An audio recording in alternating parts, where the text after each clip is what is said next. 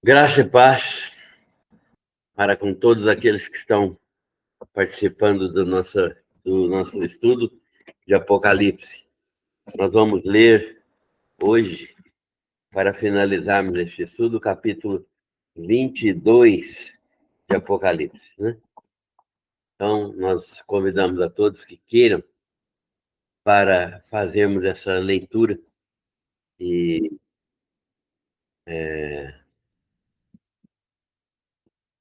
essa leitura que é o último capítulo da nossa Bíblia, Apocalipse 22. Todos os que quiserem acompanhar em suas próprias Bíblias podem fazê-lo. O texto diz assim: Então me mostrou o rio da água da vida, brilhante como cristal, que sai do trono de Deus e do Cordeiro. No meio da sua praça, de uma e outra margem do rio, está a árvore da vida, que produz 12 frutos, dando seu fruto de mês em mês, e as folhas da árvore são para a cura dos povos. Nunca mais haverá qualquer maldição. Nela estará o trono de Deus e do Cordeiro, e os seus servos o servirão. Contemplarão a sua face, e na sua fronte está o nome dele. Então já não haverá noite, nem precisam deles de luz de candeia, nem da luz do sol, porque o Senhor Deus brilhará sobre eles e reinarão pelos séculos dos séculos. Disse-me ainda: Estas palavras são fiéis e verdadeiras. O Senhor, o Deus dos espíritos dos profetas, enviou seu anjo para mostrar aos seus servos as coisas que em breve devem acontecer. Eis que venho sem demora.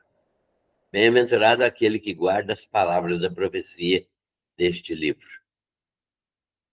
Eu, João, sou quem ouviu e viu estas coisas. E quando as ouvi e vi, prostrei-me ante os pés do anjo que me mostrou estas coisas para adorá-lo. Então ele me disse: Vê, não faças isso. Eu sou conservo teu, dos teus irmãos, os profetas, e dos que guardam as palavras deste livro. Adora a Deus. Disse-me ainda: Não seles as palavras da profecia deste livro, porque o tempo está próximo. Continue o iníquo fazendo iniquidade e injustiça. Continue o imundo ainda sendo imundo. O justo continue na prática da injustiça. O justo continue na prática da justiça. E o santo continue a santificar-se. E eis que venho sem demora, e comigo está o galardão que tenho para retribuir a cada um segundo as suas obras. Eu sou o Alfa e o Ômega, o primeiro e o último, o princípio e o fim. Bem-aventurados aqueles que lavam as suas vestiduras no sangue do Cordeiro, para que lhes assista direito à árvore da vida e entrem na cidade pelas portas. Fora ficam os cães, os feiticeiros, os impuros, os assassinos, os idólatras e todo aquele que ama e pratica a mentira. Eu, Jesus, enviei o meu anjo para vos testificar estas coisas às igrejas. Eu sou a raiz e a geração de Davi e a brilhante estrela da manhã. O Espírito e a noiva dizem: Vem. Aquele que ouve, diga: Vem. Aquele que tem sede, venha. E quem quiser, receba de graça a água da vida. Eu, João, a todo aquele que ouve as palavras da profecia deste livro, testifico. Se alguém lhes fizer qualquer acréscimo, Deus lhe acrescentará os flagelos escritos neste livro. E se alguém tirar qualquer coisa das palavras do livro desta profecia, Deus tirará a sua parte da árvore da vida, da cidade santa e das coisas que se acham escritas neste livro. Aquele que dá testemunho destas coisas diz: certamente venho sem demora. Amém. Vem, Senhor Jesus. A graça do Senhor Jesus seja com todos. Amém. Senhor, louvado seja o teu nome por toda a revelação que o Senhor trouxe, traz e trará ainda muitas pessoas por meio do livro de Apocalipse.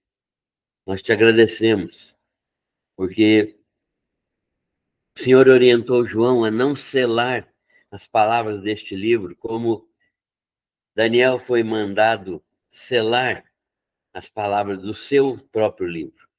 Mas o desejo do Senhor é que todos que leiam este livro tenham conhecimento daquilo que vai acontecer no período final da história, que se aproxima vertiginosamente. Nós te agradecemos porque o Senhor nos tem permitido ter este livro aberto como parte da nossa Bíblia e como revelação do Senhor para todos aqueles que creem na tua palavra. Agradecemos-te pela tua bondade, misericórdia, graça, pelo teu poder infinito, pela salvação eterna oferecida em Cristo Jesus. E te agradecemos pela revelação deste livro, especialmente demonstrando o fim da história e o domínio do Senhor sobre todas as coisas, incluindo o castigo eterno de Satanás e de todos os ímpios, e a liberdade maravilhosa dos teus filhos na tua presença para sempre. Nós te louvamos por isso, te bendizemos e te agradecemos pelo privilégio imerecido de participarmos de todas estas coisas pela graça infinita de Jesus. Louvado seja o teu nome. Nós oramos pedindo a tua direção, em nome de Jesus. Amém. Então, irmãos, nós estudamos este livro desde já alguns meses, né? Temos estudado uma vez por semana e nós vimos que este livro tem alguns aspectos interessantes e estes aspectos interessantes falam a respeito do livro de Apocalipse de uma maneira diferente das outras partes da palavra de Deus, porque este livro é um livro profético sobre o fim das coisas. Agora, nós falamos sobre as visões que são utilizadas, né? Aquilo que é utilizado, aquelas visões que os estudiosos têm sobre o Apocalipse, nós temos a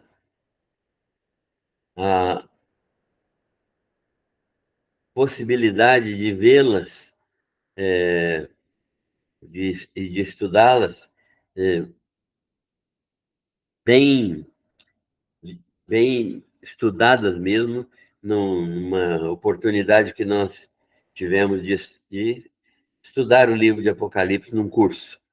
E lendo a Bíblia, e só lendo a Bíblia mesmo, é que nós podemos compreender bem o livro de Apocalipse, porque ele não é um livro isolado, profético apenas do final da, da, da história humana, Ele é um livro que ajunta, que organiza, que mostra todo o conteúdo da profecia bíblica de Gênesis a Apocalipse. Então, por exemplo, esse capítulo 22 agora, que nós acabamos de ler, ele fala da água da vida e fala da árvore da vida que estava presente no Éden, né? A árvore da vida estava presente no Éden e Deus pediu que Adão e Eva não comessem daquela árvore por enquanto. Nós não sabemos por quanto tempo, né? Mas eles não deviam comer da árvore da vida, porque se eles tivessem comido da árvore da vida e foi proibida a eles, e eles foram expulsos do Éden exatamente para não utilizar o alimento do fruto da árvore da vida, porque se eles o tivessem comido em pecado, né, se eles tivessem se alimentado desse fruto em pecado, eles estariam perpetuamente, para sempre, afastados de Deus e não poderia haver salvação. Então, quando Deus manda que os anjos expulsem Adão e Eva do paraíso e vigiem as divisas do paraíso do Jardim do Éden, para que ninguém entrasse ali, foi num ato protetor de Deus para que não houvesse nenhum tipo de situação irreversível pela ingestão do fruto da árvore da vida. O livro de Apocalipse relaciona isso, então, com a vida eterna que nos é dada aqui e que ela será mantida em nós, tudo indica, não é uma certeza absoluta, porque nós não podemos ter certeza absoluta neste momento aqui, não é uma certeza absoluta, mas tudo indica que a árvore da vida estará presente, ela está aqui no texto, estará presente para sempre, neste novo céu e nova terra, e ela servirá de remédio, no sentido de que ela atuará preventivamente em relação a qualquer tipo de pecado ou de qualquer tipo de manifestação de rebelião contra Deus nesta condição. Nós já teremos ali os corpos glorificados, né? Nós já teremos ali a impecabilidade, né? Não haverá possibilidade de pecado, mas mesmo assim nós estaremos bebendo da água da vida, do rio que corre no meio da praça, que sai debaixo do trono do Cordeiro, e estaremos nos alimentando da, nos alimentando da, das folhas, né, da árvore da vida, que maravilhosamente Deus já determinou que vai estar presente no novo céu e na nova terra. Bem, então, nós estamos dizendo que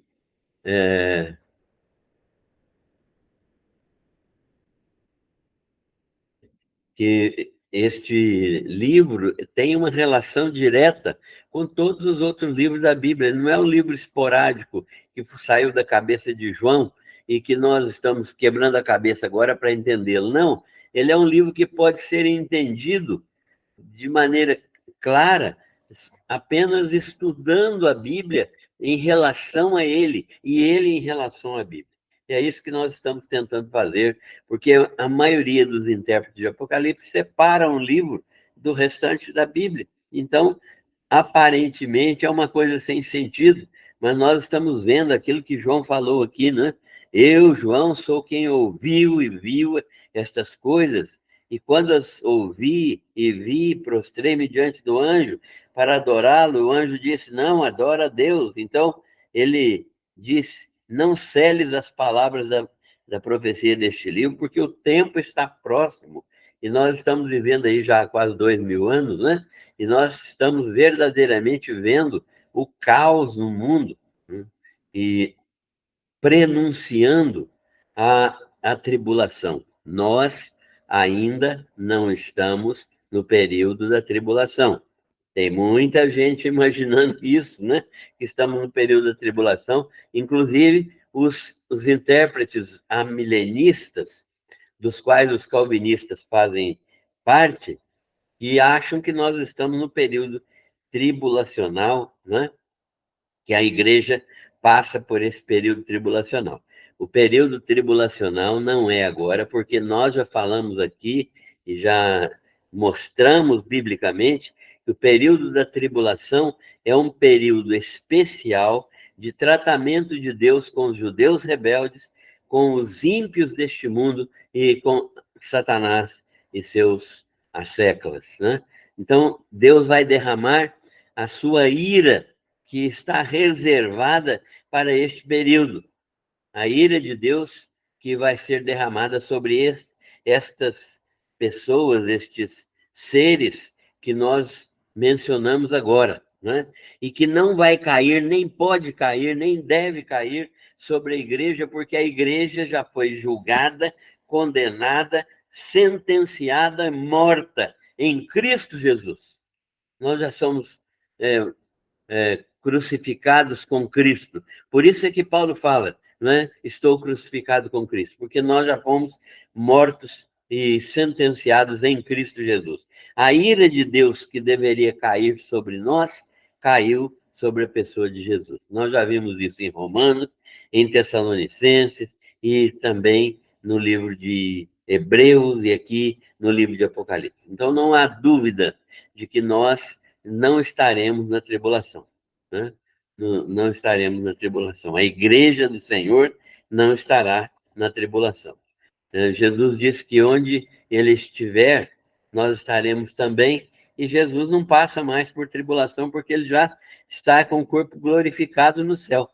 Então, nós estamos, neste momento, somente aguardando aquilo que nós sabemos que é a, a, a espera da tribulação, né? Da espera do momento de glorioso no período antes do período tribulacional. E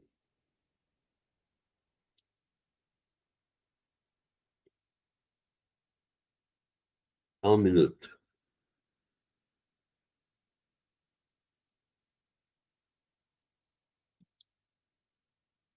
Então, nós nos alegramos nisso, né?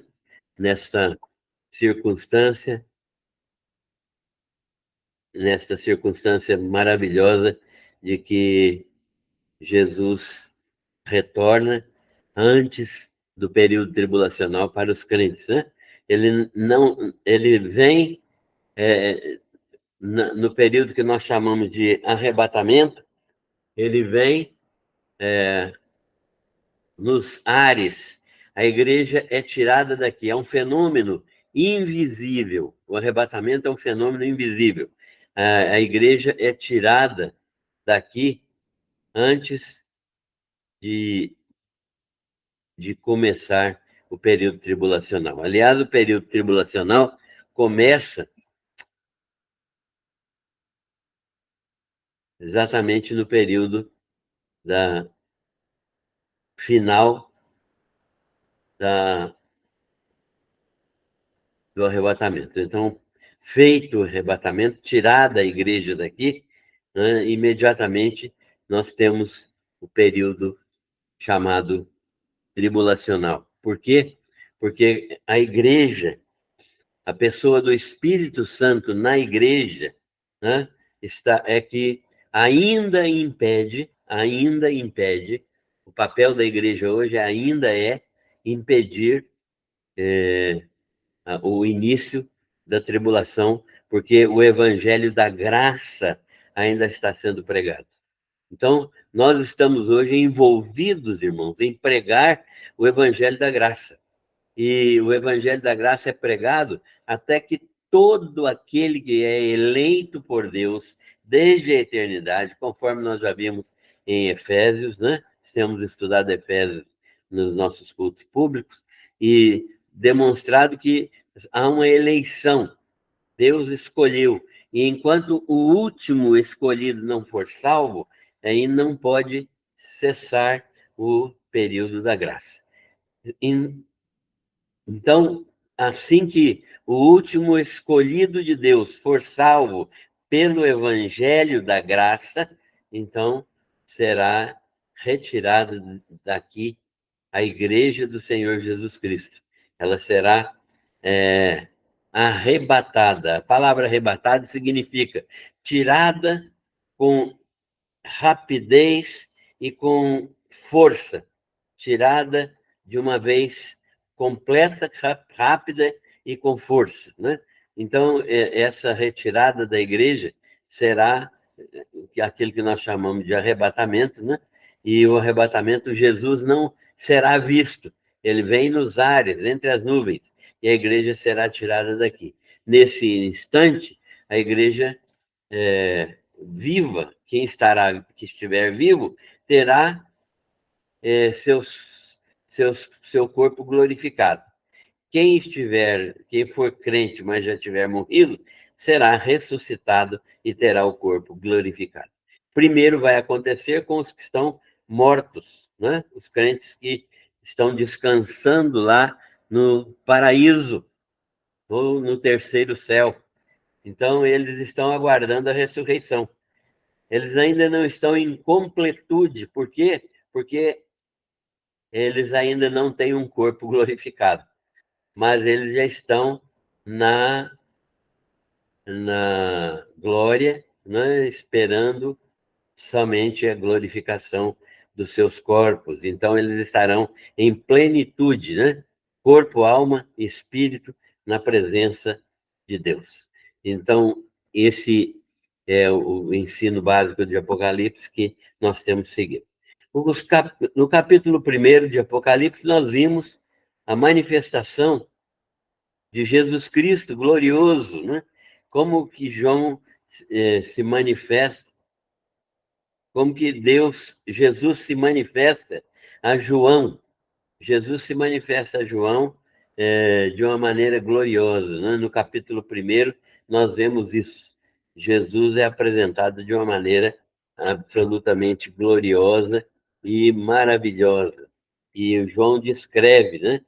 Ele fala dessa visão que ele teve, e ele estava em espírito no dia do Senhor, e ele recebeu, então, um comunicado. O que vês, uma voz lhe dizia isso, né? O que vês, escreve em um livro e manda às 7 igrejas: Éfeso, Esmirna, Pérgamo, Tiatira, Sardes, Filadélfia e Laodiceia. E ele viu, então, quando ele olhou para quem estava falando com ele viu 7 candeeiros de ouro, e no meio dos candeeiros, uma pessoa semelhante a filho de homem, né? Então, um ser humano com vestes talares, vestes de sacerdote, né? E cingido à altura do peito com uma cinta de ouro. E a sua cabeça e seus cabelos eram brancos como a lã, e os seus olhos como chama de fogo. Seus pés semelhante ao bronze polido, como que refinado numa fornalha. A sua voz como a voz de muitas águas. Tinha na mão direita 7 estrelas, e da boca saía-lhe uma afiada espada de 2 gumes. Seu rosto brilhava como o sol na sua força. Então, essa figura maravilhosa, espetacular, é que João viu. Ele não só ouviu, como ele viu e ele descreveu, né? E ele estava no meio das igrejas. Quanto João mesmo descreve, né? Quanto ao mistério dos 7 estrelas que viste na minha mão direita, João está descrevendo aquele que Jesus falou com ele, e aos 7 candeeiros de ouro, as 7 estrelas são os anjos das 7 igrejas. e os 7 candeeiros são as 7 igrejas. E nós imaginamos, né, a maioria de quem interpreta o Apocalipse, que os anjos das igrejas são aqueles mensageiros que Deus escolheu para as igrejas, ou os seus pastores. As cartas, então, foram endereçadas a igrejas vivas, a igrejas reais, a igrejas verdadeiras, que existiram no tempo e no espaço, presentes numa determinada localidade. Então, essas cidades foram escolhidas: Éfeso, Esmirna, Pérgamo, Tiatira, Sardes, Filadélfia e Laodiceia. E cada uma dessas igrejas existiu e tinha um pequeno problema, exceto as igrejas de Esmirna e Filadélfia, todas as outras tinham censuras e elas precisavam de mudanças, né? E elas eram, além de serem igrejas locais reais, elas eram representativas de períodos da história da igreja, como se a história da igreja tivesse 7 períodos, né? E cada uma dessas igrejas representasse um período da história da igreja. Então, nós vimos isso nos capítulos iniciais, como Éfeso representando a igreja do primeiro século, Esmirna representando o período da perseguição, Pérgamo representando o período em que a igreja se misturou com o Império Romano, Tiatira, a igreja que se transformou em igreja católica romana, e a Sardes, a igreja que era um resíduo apenas e que deu origem e deu início à Reforma Protestante. Filadélfia, a igreja do período missionário por excelência, né? Período mais missionário da igreja, esse período de Filadélfia. E, finalmente, nós estamos no período de Laodiceia, que é o período da igreja que é rica, que nada precisa, a igreja que faz aquilo que gosta, aquilo que quer, uma igreja que aparentemente está viva, mas que está morta, conforme Deus fala dela aqui no texto, né? E conheço as tuas obras, nem és frio, nem és quente. Quem dera fosses frio ou quente. Assim porque és morno, e nem és frio nem quente. Estou a ponto de vomitar-te da minha boca. E a igreja cristã hoje, né? Pois dizes, estou rico e abastado, não preciso de coisa alguma, e nem sabes que tu és infeliz, sim, miserável, pobre, cego e nu. Então, essa é a igreja que nós estamos vivendo neste tempo agora, né, com tantas alterações, com tantas heresias dentro da própria igreja, essa é a igreja que nós reconhecemos que é a igreja de Laodiceia e que é a igreja do final dos tempos, né? A igreja do final dos tempos. Depois, do capítulo 4 em diante, nós vamos ver já uma situação em que a igreja não está mais presente. Você não encontra mais a igreja no livro de Apocalipse a partir do capítulo 4. O capítulo 4 mostra apenas João sendo transferido na sua visão para o céu, a visão dele foi para o céu, e ele vê então os acontecimentos que vão ocorrer nesse período em que a igreja não está mais aqui. Ele vai... E é um período de 7 anos. Agora, qual é a razão desse período de 7 anos? Por que 7 anos? Porque Daniel estava vendo no seu livro, quem já leu o livro de Daniel vai entender isso, é um livro essencial para entendermos Apocalipse. O Daniel estava vendo as coisas que iriam acontecer no futuro. Desde o sonho dele de Nabucodonosor, né, o sonho de Nabucodonosor, que que Daniel traduziu, ou Daniel deu ao rei o seu significado, né? A sua interpretação, ele, desde aquele sonho, Deus está revelando ao rei, e Daniel fala isso claramente: tu, ó rei, recebeste a revelação do Altíssimo e daquilo que vai acontecer no final dos tempos. Então, o livro de Daniel também fala do fim dos tempos. E nós encontramos, então, Daniel falando do final dos tempos em relação ao período que termina a história do mundo, né? A história deste mundo, essa história inicial do mundo. E por que 7 anos? Porque a profecia diz o seguinte, que desde que a ordem para reconstruir Jerusalém, nós estamos no período babilônico, né? O livro de Daniel é do período babilônico.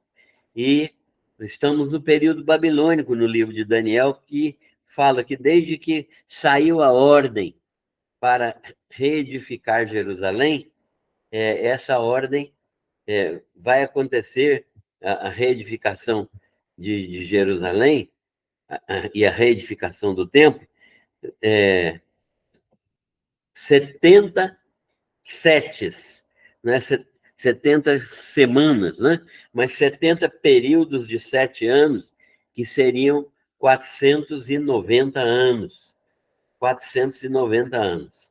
Esse período de 490 anos ocorreria desde que Artaxerxes, desde a ordem que foi dada,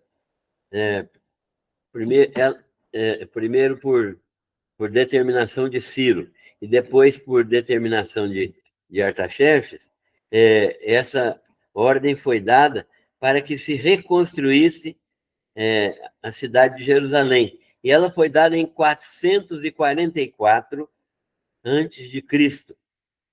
Só que 444 antes de Cristo, mais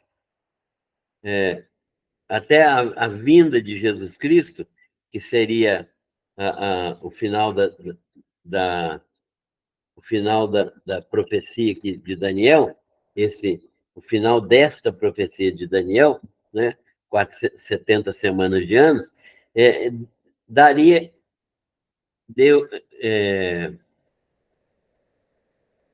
o prazo, né, dessa profecia venceu com a morte de Jesus Cristo, mas foram apenas 483 anos. Isso significa que ficaram faltando 7 anos ou uma semana de anos. Essa semana de anos, esse período, tem algumas coisas que deveriam acontecer nesse período e que não aconteceram. Portanto, a profecia ainda não se fechou. Então, por que ela não se fechou?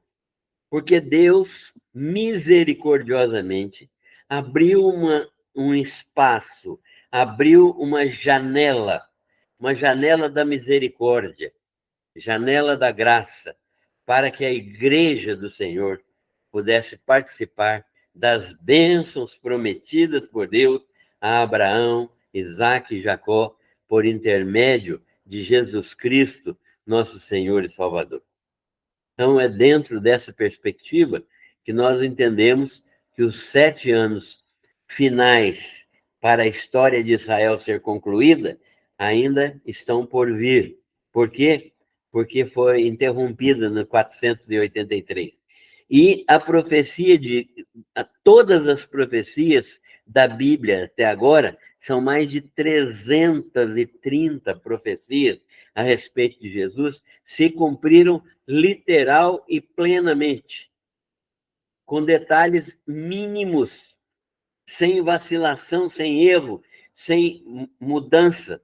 Então, essa profecia também não pode fugir à regra, e essa semana que falta para o tratamento da nação de Israel, que não se completou, né?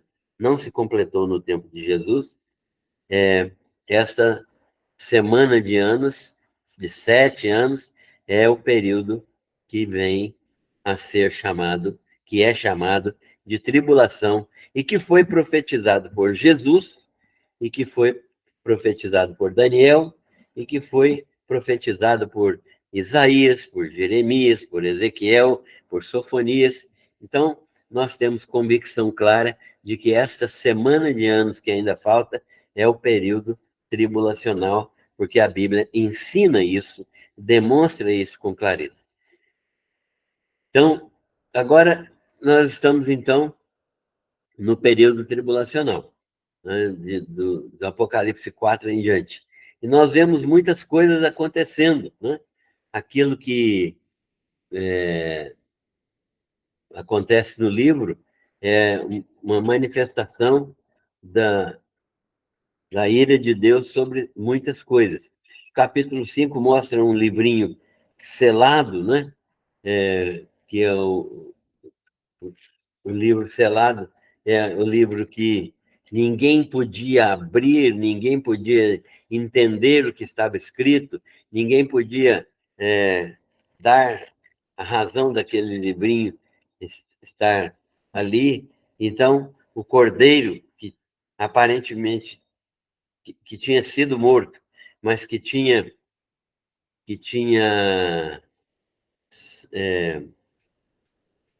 verdadeiramente ressuscitado, ele então tomou o livro e passou a revelar o livro. O que ele está revelando?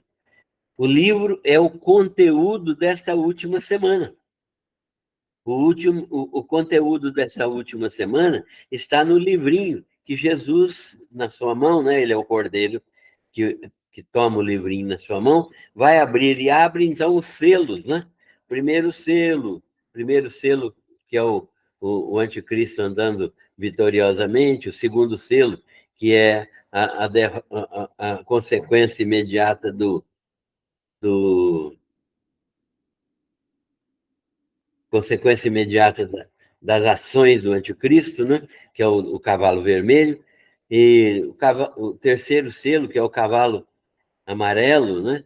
Que é um cavalo preto, o cavalo amarelo é o quarto, e depois o quinto selo, com destruição e muitas coisas que aconteceram nestes selos, que são manifestações satânicas no período da tribulação.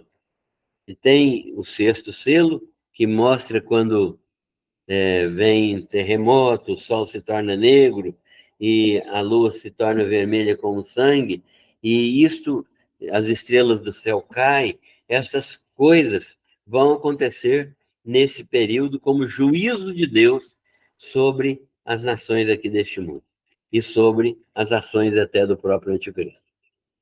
No capítulo 7, nós temos um intervalo, né?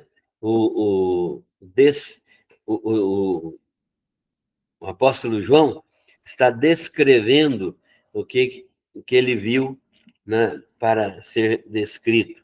E ele vê, então, 144 mil selados de Israel, né? São 144 mil judeus que se convertem no início da tribulação, e eles vão pregar o evangelho do reino. Jesus começou a pregar no evangelho de Marcos e de Mateus, a gente vê isso, começou a pregar o evangelho do reino. O que Jesus anunciou em Marcos está assim, que o evangelho do reino estava sendo anunciado, né? Eis que chegou a vós o reino de Deus. Então, esse evangelho do reino é o evangelho que prega que o reino milenar, né? O reino de Davi, o reino do Messias, o reino do filho de Davi, o reino do Messias, vai ser inaugurado em breve, porque Jesus veio para ser o rei dos judeus e o rei de toda a terra, mas ele não foi. Ele foi morto antes disso, né? Mas essa profecia também vai se cumprir, e ele vai reinar durante esse período chamado reino milenar, que está descrito, nós lemos aqui quando estávamos falando sobre isso, no capítulo 11 de Isaías, né? Então, os 144 mil estarão pregando esse evangelho do reino, falando da próxima vinda, assim que se terminar a tribulação, o reino vai ser estabelecido. E aí nós encontramos o 7º selo sendo aberto, e a abertura deste 7º selo traz algumas trombetas, né?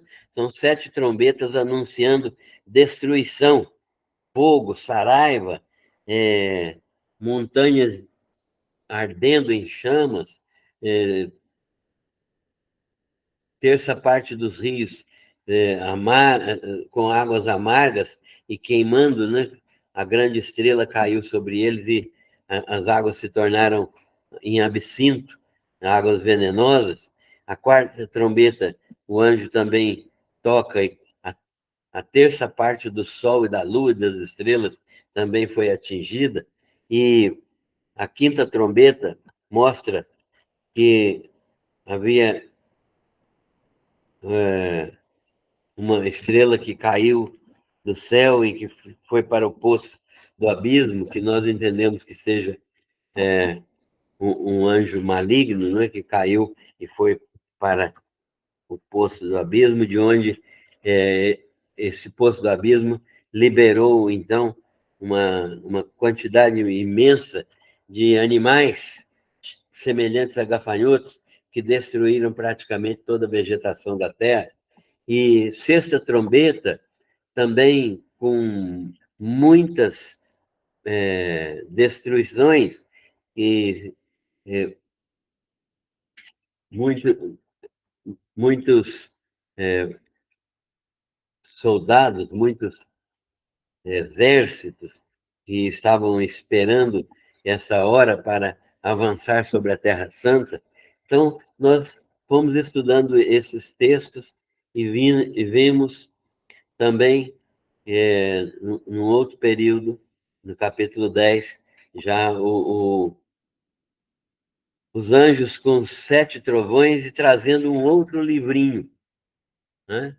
João tinha visto um livro que foi aberto pelo Cordeiro, com esses 7 selos, que nós já vimos o conteúdo. Mas agora aparece um outro livrinho, e esse livrinho tem também um mistério. João é levado a comer o livrinho, e no seu ventre o livrinho se tornou amargo, mas na sua boca era doce como mel, mostrando que a palavra de Deus que João comeu ali era uma palavra que verdadeiramente ia fazer um efeito. Palavra de Deus, doce como mel, mas os efeitos que ela faria seriam efeitos desastrosos.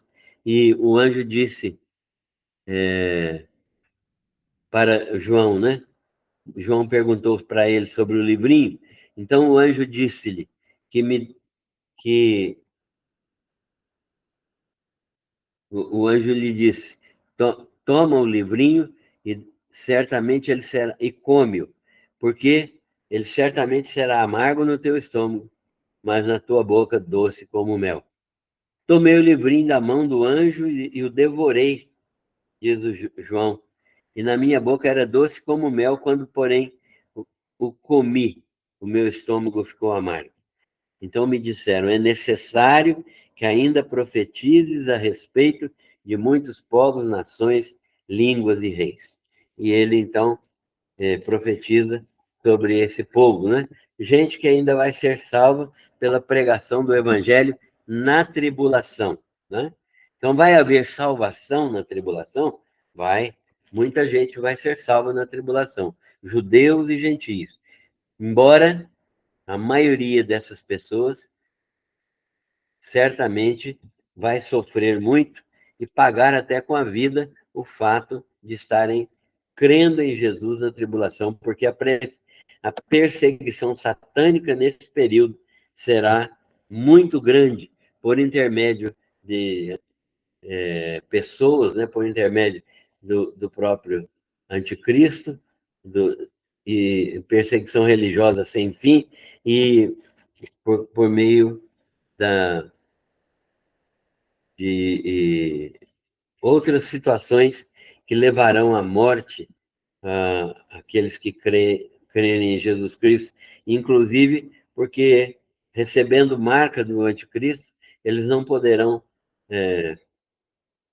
comerciar e levar uma vida de aparente normalidade, e se eles permanecerem firmes em Jesus, eles serão sacrificados, né? Serão martirizados. E João, então, vê essa besta que sai do mar, né? Que é o anticristo personificado, e vê também o, a segunda besta, que é o falso profeta, que e faz acontecer com a imagem do anticristo que ela chegue a falar, né? E ressuscita a, a um dos ressuscita uma das cabeças, né? Então o anticristo é ferido de morte às vezes, mas ele é ressuscitado por ação desse falso profeta, que é uma pessoa que estará também a serviço de Satanás. Então, nós vemos aqui, nós até mencionamos a trindade do mal, né?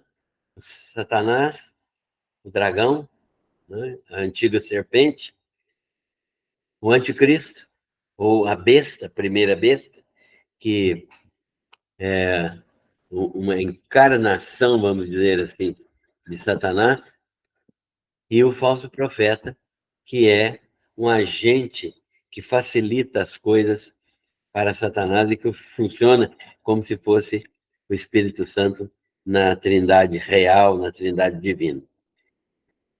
Essas situações, então, ocorrerão e Deus vai autorizar, então, o derramamento de flagelos, né? Deus envia flagelos sobre a humanidade nesse período aqui em que haverá muita maldade. Nós sabemos que Jesus dividiu no sermão profético, né, de Jesus, em Mateus, em Mateus 23, 24 e 25, 24 e 25, Jesus dividiu o período tribulacional em duas partes.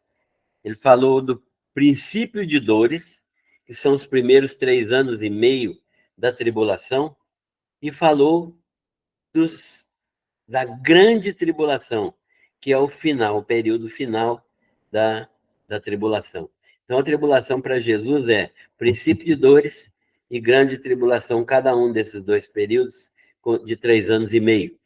Nesse período de grande tribulação, Jesus disse que nunca houve um período igual em toda a história, nem jamais haverá. E nós tivemos períodos trágicos na história, né? Nós já tivemos aí mortandade extrema de muitos cristãos em todo o tempo, né? Já tivemos aí situações de morte de 100 mil cristãos, 70 mil cristãos, num só dia, numa só noite, né? Então, é um período que muito mais grave de tribulação, né? Um período muito intenso de tribulação. Estão descritos nesses flagelos do capítulo 16. No capítulo 17, nós encontramos João descrevendo a grande prostituta religiosa. O que é? Um sistema religioso profano, pagão, que assume uma religião ecumênica no mundo inteiro e que servirá de veículo para o próprio anticristo chegar a governar como rei deste mundo, né? Como príncipe deste mundo, aquele que vai oferecer paz a todos, né? E quando ele estiver oferecendo essa paz, muita gente vai entender que verdadeiramente ele é o enviado de Deus, porque o mundo hoje anseia principalmente por paz. Mas esse sistema religioso, satânico, idólatra, e esse sistema religioso pagão, que é chefiado pela Igreja Romana, ele servirá, então, como um veículo para a ação do inimigo. No capítulo 17, nós vemos isso. E no 18, nós vamos ver, então, que, chegado o tempo da ação completa do anticristo, no período que ele julgar que deve encerrar as suas ações, né, para destruir o povo de Israel e destruir todos os que já são crentes em Jesus Cristo, ainda no período da tribulação, ele vai descartar esse sistema religioso, né? Esse sistema religioso será alijado do, do, do meio, né? Será alijado do processo histórico, porque o próprio anticristo que se serviu dele vai destruí-lo. E isso o capítulo 18 nos mostra. E mostra também os admiradores da Babilônia, né, que é o nome que é dado a esse sistema religioso, porque ele mostra como que aquilo que a Babilônia foi no início da civilização, né, o primeiro sistema religioso idolátrico que apareceu foi na Babilônia por Nimrod.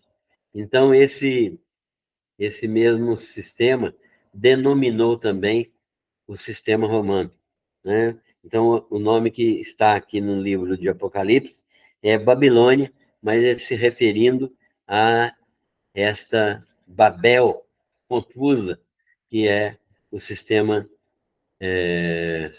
religioso ecumênico mundial chefiado pela Igreja Romana.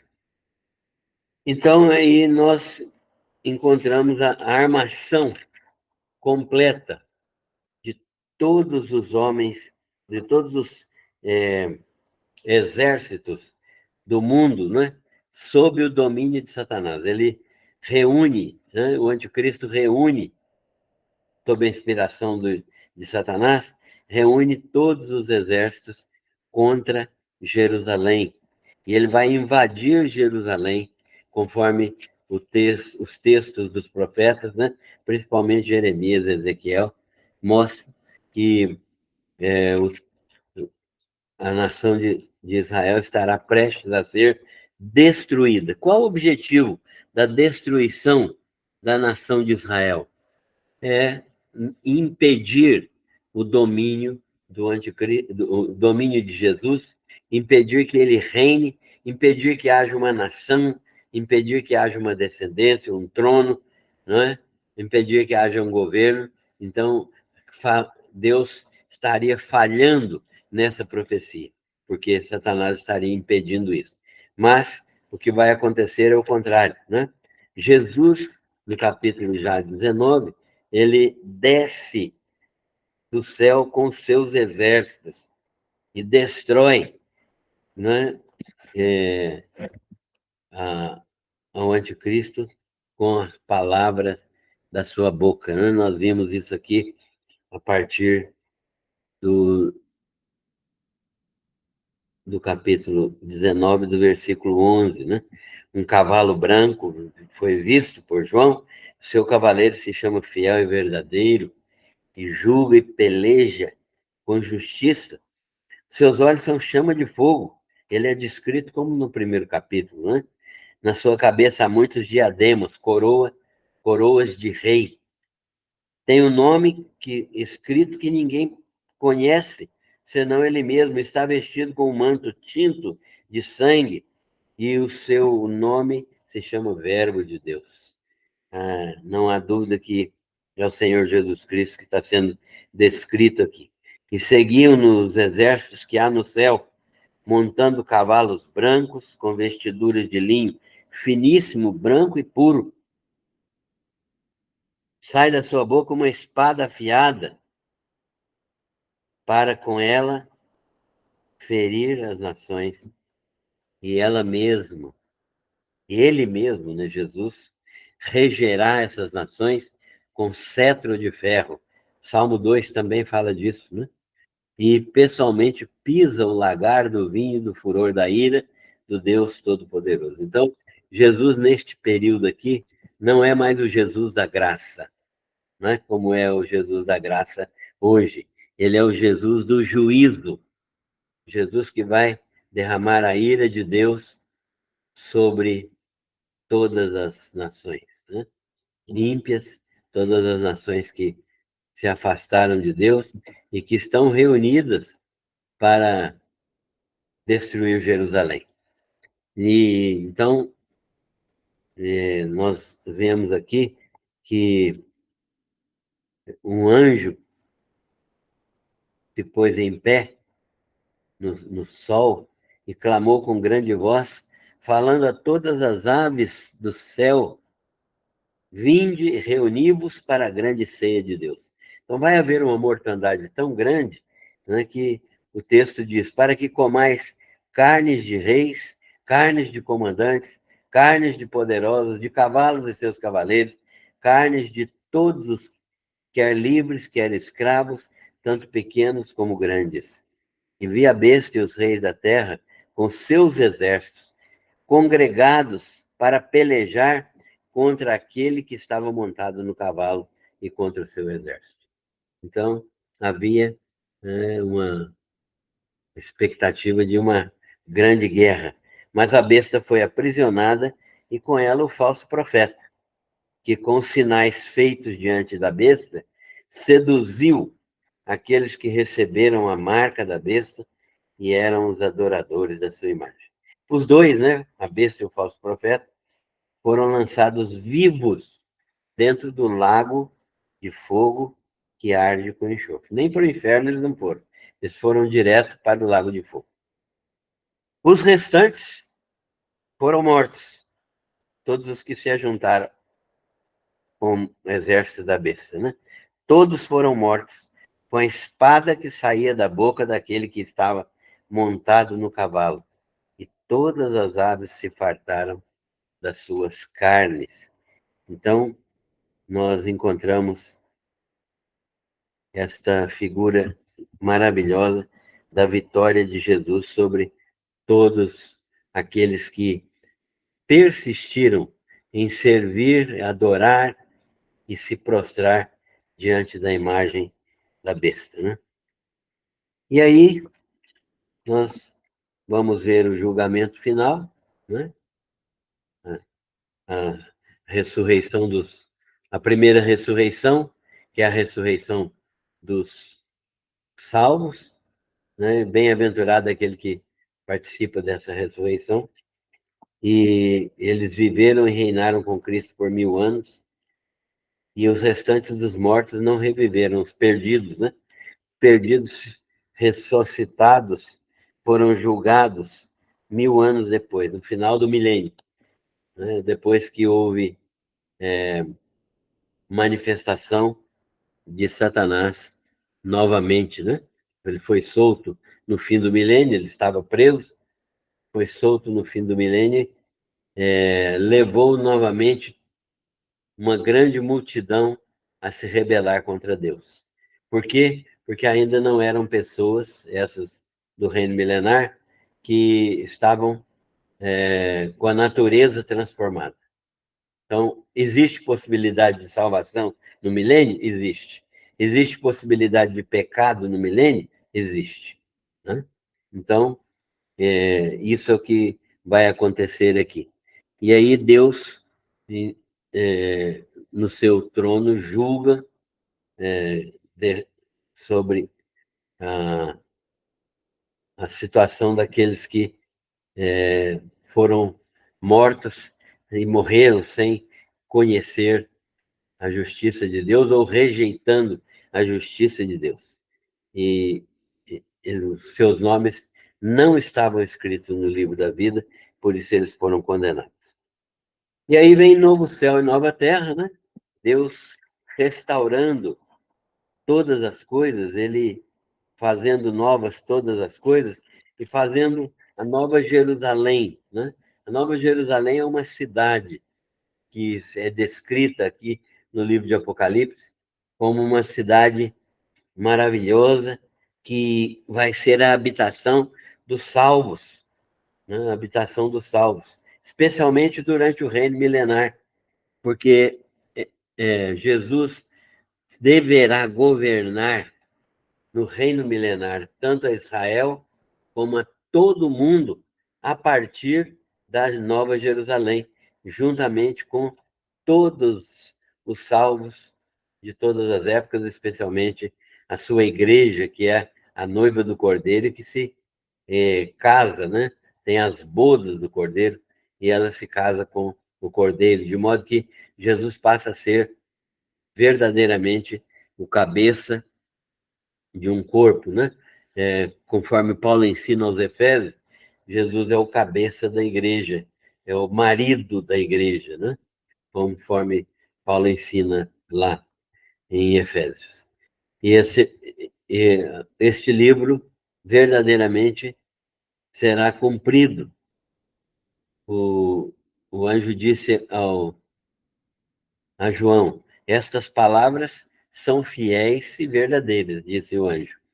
O Senhor, o Deus dos espíritos dos profetas, enviou seu anjo para mostrar aos seus servos, né, todos nós, as coisas que em breve devem acontecer.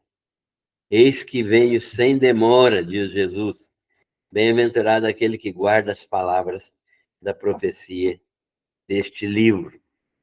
E aí, então, nós encontramos a descrição final do que nós lemos hoje, da, da, da cidade, que não tem mais necessidade de luz por causa do brilho eterno, né, do Senhor ali, como luz, como manifestação de energia, de calor, e aqueles que lavam suas vestiduras no sangue do Cordeiro têm direito à árvore da vida e entram na cidade pelas portas, porque eles são comprados com o sangue do Cordeiro e pertencem ao Cordeiro, né?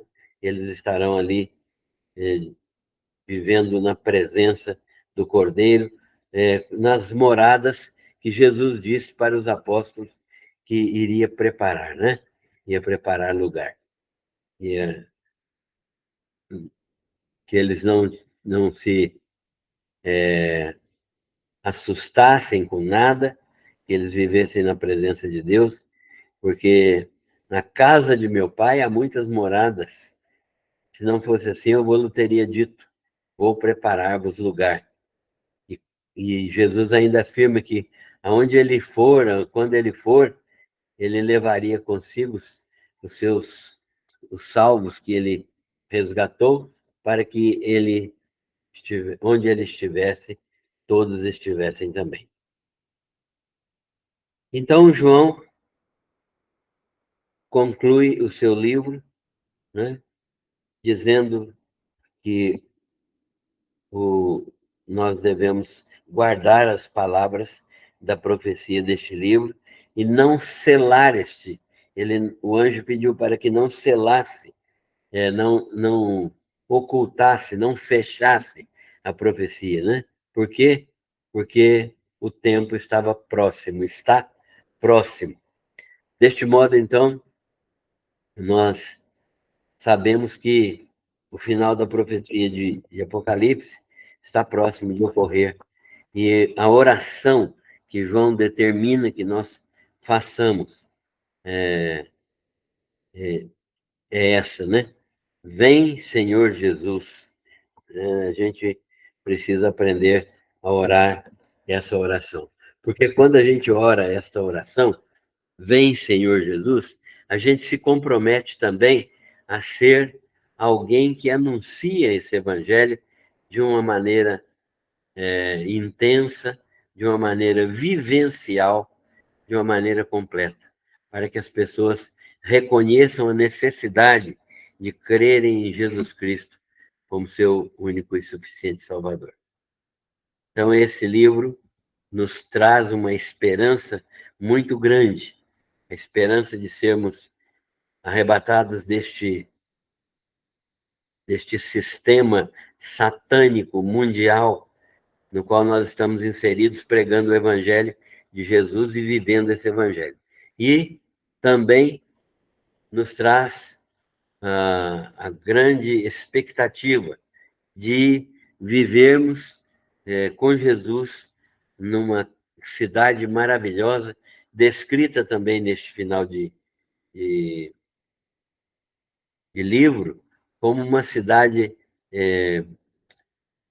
de ouro puro, de cristal, de pérolas, de jaspe, de sárdio, são pedras preciosas, uma riqueza infinita, porque Deus é dono de toda a riqueza do mundo e Ele mesmo é o Criador de todas essas riquezas.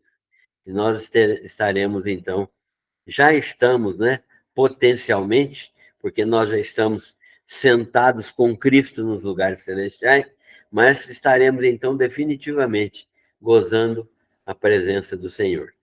Que Deus nos ajude a compreender cada dia melhor, a lermos mais o Apocalipse e a nos firmarmos nessa expectativa maravilhosa da sua segunda vinda para nosso gozo, para nossa alegria e para cumprimento dos propósitos de Deus. Deus abençoe a todos e